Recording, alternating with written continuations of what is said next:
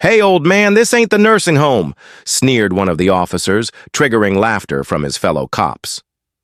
A perimeter of armored SWAT agents surrounded the building, weapons locked and vests tight, ready to breach an apartment holding 3 hostages. The tension in the air was thick, and yet no one noticed the still figure standing just outside the yellow tape. Elijah Monroe, 74, didn't flinch. His dark skin weathered by time and his spine stiff from a lifetime of silent battles, stood silently in front of the chaos. His eyes weren't scared. They were scanning, calculating. A younger officer stormed toward him. "Sir, step back. Restricted zone." "I live there," Elijah said calmly, pointing to the second floor. The officer scoffed. "Right, and I'm the mayor." Elijah adjusted his faded cap and took a step back. It wasn't the first time someone had dismissed him like that, like he was just an old, delusional man who didn't know his place, but they didn't know who he really was. On the other side of the street, Commander Blake, the man leading the operation, was locked in tense conversations, unaware that the very breakthrough he needed was being mocked and pushed aside by his own men. And while everyone was focused on the flashbangs and the floor plans, Elijah was quietly observing everything, the position of the teams, their angles, the blind spots. And he whispered to himself the words that would change everything. This is going to go wrong. 3 hours into the standoff, nerves were fraying. Negotiators had failed. No response from the suspect. The building's blueprint was a mess. Multiple renovations over the years had made entry points unpredictable, yet there Elijah stood, arms crossed, watching silently. He had lived in this building since the 70s. He knew things none of them did, like the narrow crawl space that connected apartments 406 and 408, a space that was never on paper but built during a last-minute expansion.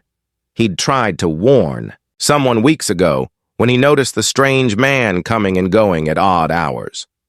He had told building security, even a beat cop on patrol. But all he got were nods and brush-offs. Now, standing behind the police line, he could see the setup was wrong. He could feel it. The suspect wasn't just armed, he was trained. The way he'd fortified the windows, the odd placement of blackout curtains, even the irregular pattern of broken mailboxes. It all said something to Elijah. Still, the officers continued their prep, ignoring his gaze. A lieutenant chuckled as he walked by. "Looks like Grandpa wants to play hero." The cruelty didn't even sting anymore. Elijah had spent a lifetime being underestimated. As a young man, he wore a uniform no one wanted to acknowledge. As an old man, he wore a history no one cared to ask about. But all of that was about to change, because when the countdown to breach reached 60 seconds, Elijah didn't just stand there. He stepped forward. "Stop him!" someone shouted as Elijah crossed the yellow tape. 2 officers rushed to intercept him. One of them, Officer Daniels, gripped his arm harshly. "You trying to get yourself shot, old man?" From behind them, Commander Blake arrived, furious, at the interruption. "Get him out of here! That's when Elijah said it. You'll all die if you go in like that." The crowd fell still. Laughter faded. Commander Blake raised an eyebrow. "Excuse me? There's a hidden corridor between 406 and 408. Not on your blueprints. He's got escape routes. Probably traps. I saw him move chemicals in 2 weeks. Ego."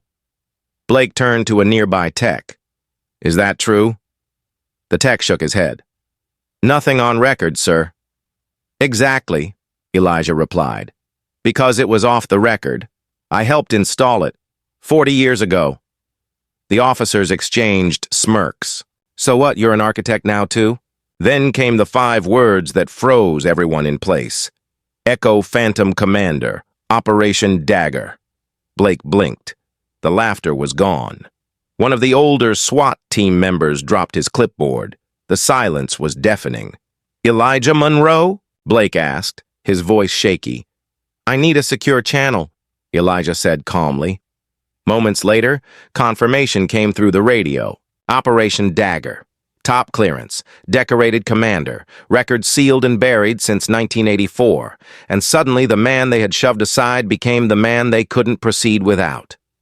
Everything changed after those 5 words. Commander Blake ordered the team to clear space around Elijah. Officers who had mocked him just minutes ago now stood back, eyes downcast. Lieutenant Cruz, one of the youngest negotiators on site, stepped forward with genuine curiosity. "Sir, what do you know about the suspect?" Elijah nodded.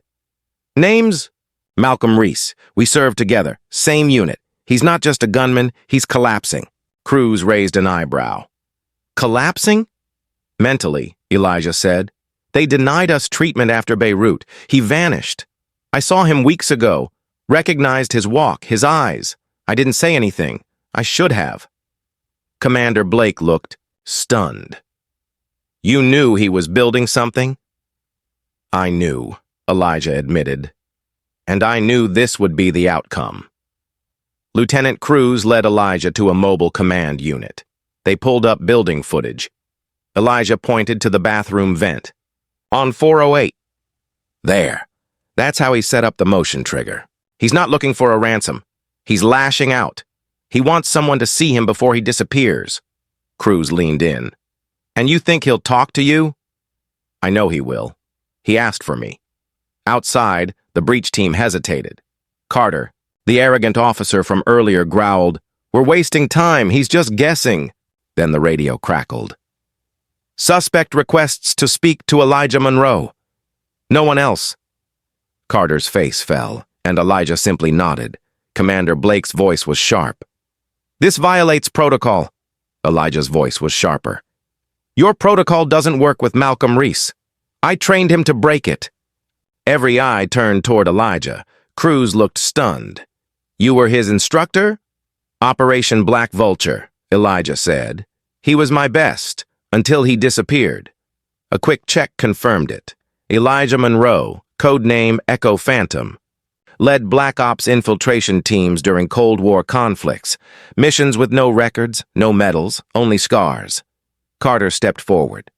"That was 40 years ago. Times change." "And pain doesn't," Elijah replied. Cruz studied him. "You're serious about going in?" Elijah nodded. "Give me 15 minutes. If I'm not out, do what you have to." As he checked a custom weapon, Commander Blake ordered from the special armory. The crowd watched him like a ghost walking. Elijah Monroe didn't run or hide. He walked straight into the building. The stairwell was silent, dust floating in the air like ghosts of forgotten years. Elijah climbed steadily, pain stabbing his knees, but he didn't wince. His breath was calm, his voice even. "Malcolm, it's Monroe." No response. He reached the door of apartment 406, knocked gently. Through the peephole, a voice came. "Commander, is that really you?" Elijah leaned close. "Eagle, Delta, Tango, 6. The door clicked open. Inside stood a ghost of a man. Hollow cheeks, red eyes. Malcolm Reese. Once a brilliant soldier, now a broken shell. "They said you died," Malcolm whispered. "Almost," Elijah said. "They forgot about us, didn't they?" Malcolm nodded. "They scrubbed our records, denied us meds. I heard the voices. They wouldn't stop." Elijah looked past him. 3 hostages, tied but unharmed. Motion sensors on windows. Homemade, detonator on the table. "This isn't the way," Elijah said quietly. "It's the only way left," Malcolm replied. "You know it." But Elijah stepped forward, slow and certain. "I didn't come to stop you.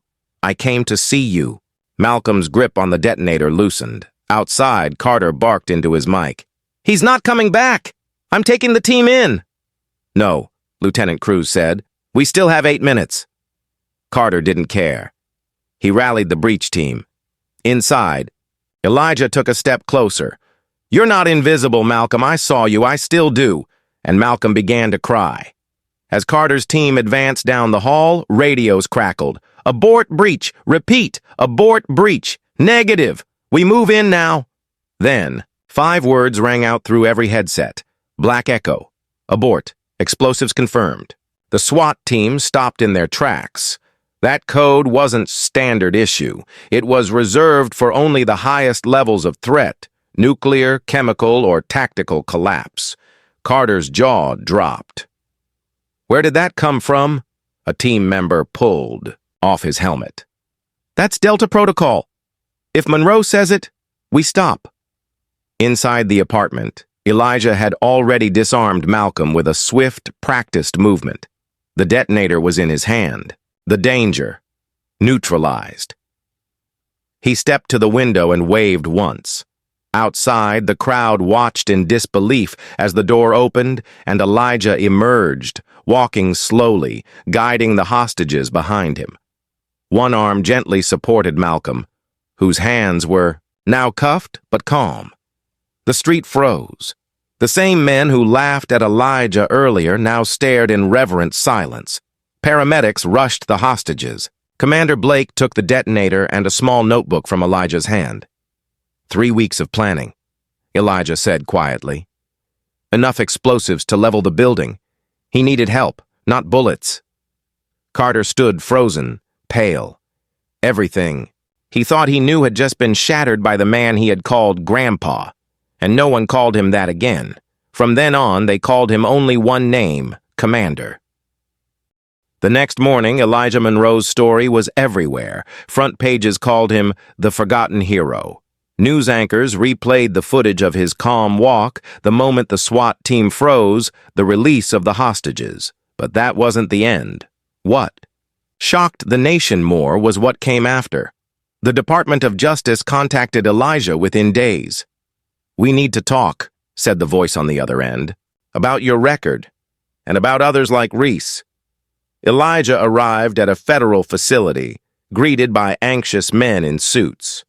On the screen behind them, declassified files, redacted names, forgotten faces. You weren't the only one abandoned, said the director.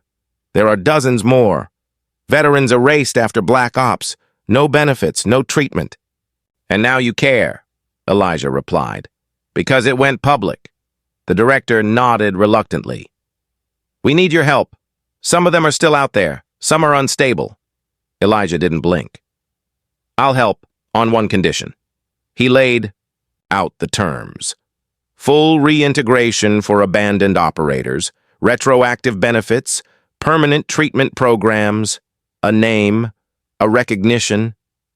It will cost millions, one of them muttered.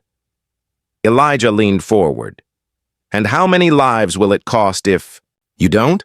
3 months later, the Phoenix Directive was launched, a confidential initiative to locate, treat, and honor operatives like Malcolm Reese. Elijah Monroe was appointed Director of Operations. Inside a nondescript building in the city, the first class of veterans walked in. Haunted men, forgotten women, scarred souls who finally found a place to heal. Malcolm Reese was one of them. Instead of a jail cell, he got treatment. Instead of punishment, he received understanding. Lieutenant Carter, meanwhile, was reassigned. A quiet investigation had unearthed years of complaints, abuse of authority, racial bias, insubordination. He was sent to a rural desk job. No command, no weapon. And still, the story of Elijah Monroe continued to ripple. Lieutenant Cruz, now a key leader in the department, pushed for training reforms. One room was renamed Monroe Hall, dedicated to observation and pattern recognition. Your story changed us, the new police chief told Elijah at the naming ceremony. Since the new training started, use of force cases dropped 40%. Discrimination complaints down by half. But Elijah didn't smile. It's not just about changing policies, he said softly. You have to change hearts. A week later, during a training session for new recruits, Elijah spotted a familiar face in the back row. No badge, no rank. Officer Carter? Elijah asked. Carter stood up. I asked to be here. I want to learn. Elijah studied him. Observation begins when you let go of certainty, and with a nod, welcomed him in. At home, Elijah placed a new photo on the wall, not of medals, not of headlines, but of 3 hostages, alive, free. A reminder that 5 words once spoken in calm, unwavering dignity saved lives. Because respect is not a rank. It's a legacy earned in silence. If this story moved you, don't forget to like, comment, and subscribe for more real stories that prove one thing. Dignity can't be taught. It must be lived.